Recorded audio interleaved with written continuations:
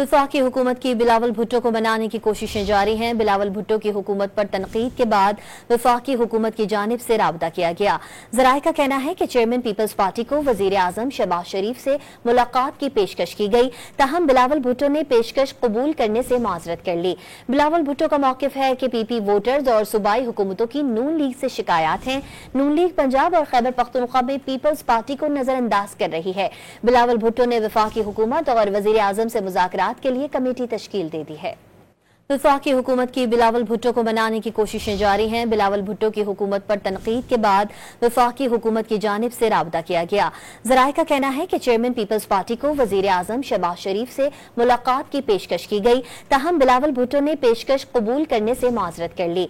बिलावल भुट्टो का मौकिफ है कि पीपी वोटर्स और सूबाई हुकूमतों की नून लीग से शिकायत हैं। नून लीग पंजाब और खैबर पख्तूनख्वा में पीपल्स पार्टी को नजरअंदाज कर रही है।